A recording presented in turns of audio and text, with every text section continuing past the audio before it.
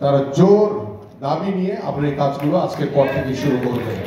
পাশাপাশি আরেকটি কথা বলতে চাই যে বিগত 17 বছর ধরে বাংলাদেশের ফুটবল, ক্রিকেট, বিভিন্ন ফেডারেশনে এবং ক্রীড়া পরিষদে যেই কোনো জায়গায় যেই সব দুর্নীতি হয়েছে, যেসব জায়গায় বিভিন্ন অপকর্ম হয়েছে, বাংলাদেশের ক্রীড়াঙ্গনের ডেভেলপমেন্টের নামে নিজেদের পকেটের যারা উন্নয়ন করেছেন সেই লোকগুলোকে আপনারা আইডেন্টিফাই করুন।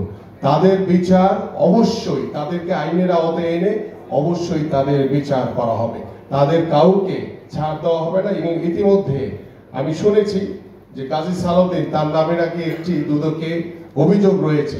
আমি সেটি দুদকের চেয়ারম্যানের বরাবর আহ্বান করব যে সেটি আপনি যাচাই বাছাই করে সেটি সঠিক তদন্ত করে যদি তিনি প্রমাণিত হন, দোষী হন, তাকে অবশ্যই আইনের আওতায় হলে তারও বিচার করা হবে। এইভাবে অনেক ক্রীড়া সংগঠক রয়েছে যারা আওয়ামী লীগের দোষর হিসেবে তারা কাজ করেছে। আমরা সেই লোকগুলিকে আইডেন্টিফাই করতে চাই এবং তাদেরকে বাংলাদেশের ক্রীড়াঙ্গন থেকে বঞ্চিত এবং বহিষ্কৃত করা হোক। তারা কখনোই বাংলাদেশি ক্রীড়াঙ্গনের জন্য কল্যাণকর কোনো কিছু বহন করবে না।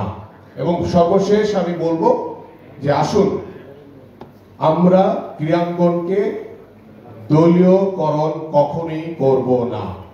আমরা কোনো রাজনৈতিকরণ করব না। আজকে যারা কমিটিতে এখানে এসছেন, আপনারা যখন জেলা কমিটিতে কাজ করবেন, জেলা কমিটি করবেন, বিভাগীয় কমিটি করবেন, শুধু স্বৈরাচারের দোসরদের বাদ দিয়ে আপনারা সকলকে নিয়ে কমিটি করবেন।